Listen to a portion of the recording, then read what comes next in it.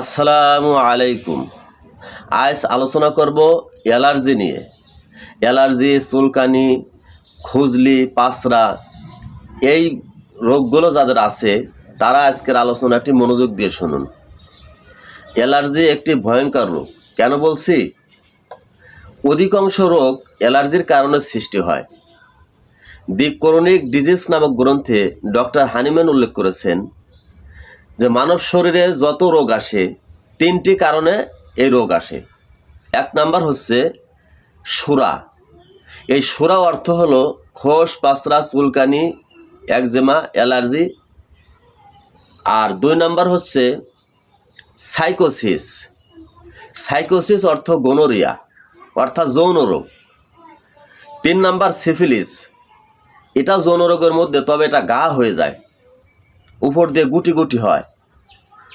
এই তিনটা কারণে মানব শরীরে সব রোগ তৈরি হয়। তার মধ্যে ডক্টর হানিম্যান উল্লেখ করেছেন সুরা বা চুলকানি, অ্যালার্জি, একজিমা এর কারণে মানব শরীরে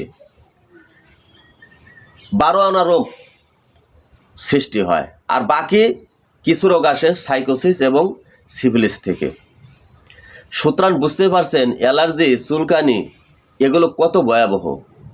সুতরাং যাদের এই রোগ হয়েছে নির্মূল করতে হবে। আর কিভাবে নির্মূল করা যায় এই ব্যাপারে ডক্টর হানিম্যান সুস্পষ্ট কথা উল্লেখ করেছেন।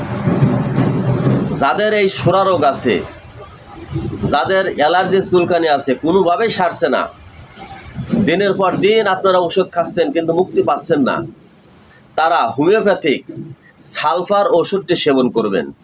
তবে মনে রাখবেন, সালফারের লক্ষণ হলো চুলকাইলে আরাম লাগবে, রতিক্রিয়ার মতো সুখ অনুভব হবে, গরমে চুলকানি বেড়ে যায় এবং শরীর দিয়ে এক প্রকার গন্ধ আসে। যদি এরকম হয় তাহলে মনে করবেন আপনার রোগের সাথে সালফারের লক্ষণের মিল আছে।